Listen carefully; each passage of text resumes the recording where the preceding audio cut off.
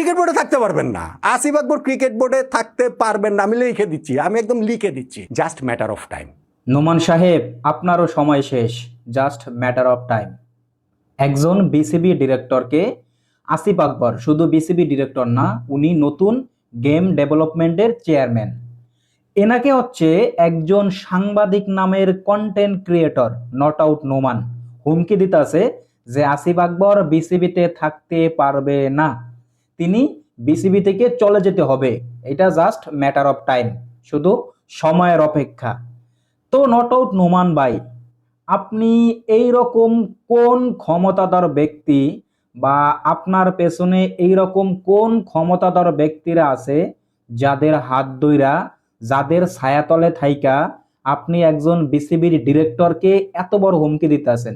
দেশের ক্রিকেটের অবস্থা কোন জায়গায় বুঝছেন, যে একজন কন্টেন্ট ক্রিয়েটরও একজন বিসিবির সভাপতি থেকে শুরু করে গেম ডেভেলপমেন্টের চেয়ারম্যান, ডিরেক্টর, যে কোনো কাউকে হুমকি দিতে আছে এবং তাদের পদ থাকবো কিনা এইটাও নিয়ে সন্দেহ পোষণ করতে আছে।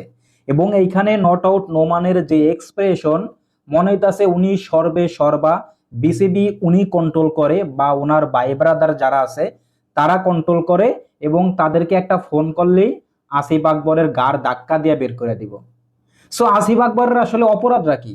তার অপরাধ একটাই, তিনি একটা ন্যাশনাল মিডিয়াতে যাইয়া ওইখানে কিছু সাংবাদিক নামের মুখোশধারী কন্টেন্ট ক্রিয়েটরদেরকে ছাপরি বলছে, বাদুর বলছে, এবং এরা সিটি কর্পোরেশনের আবর্জনা এগুলা বলছে।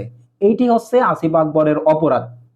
এখন আসিফ আকবর যখন ছাপরি বলছে, বাদুর বলছে, এই সকল যখন সামান্য বা কিছু সংখ্যক কন্টেন্ট ক্রিয়েটরদেরকে বলছে, তখন কারো কিন্তু গায়ে লাগে নাই। গায়ে লাগলো কার?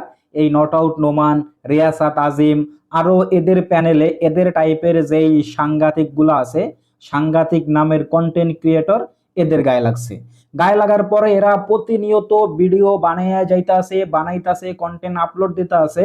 এবং আসিফ আকবরকে নিয়ে শুধু নট আউট নোমান 10 থেকে 12টা ভিডিও আপলোড করছে উইদিন 6 আওয়ারের ভিতরে।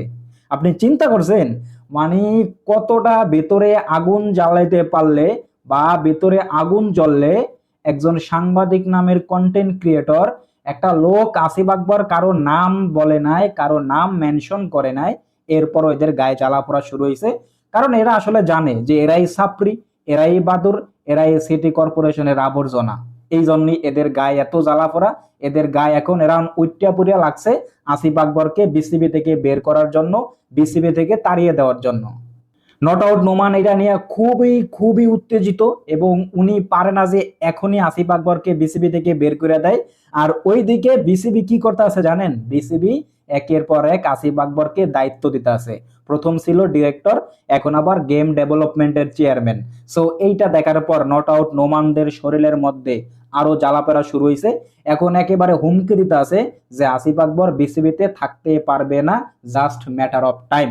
আপনি চিন্তা করছেন একজন কন্টেন্ট ক্রিয়েটর বিসিবির ডিরেক্টরকে হুমকি দেয়, তাহলে আমাদের বাংলাদেশের ক্রিকেটের কি অবস্থা, বাংলাদেশ ক্রিকেটের সর্বোচ্চ সংস্থা বিসিবির কি অবস্থা?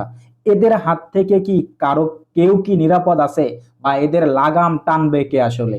এদের বিপক্ষে বা এদের এই যে লাগামহীন কথাবার্তা, এই লাগাম কে টেনে ধরবো? কেউ কি আছে? নাকি এদেরকে পেছন থেকে বড় কোনো শক্তি উৎসাহ দিতে আছে, সাহস যোগাইতে আছে যে তোমরা সামনে থেকে কাজ করো, আমরা তোমাদের পেছনে আছি? কমেন্ট বক্সে আপনাদের মন্তব্য জানতে চাই।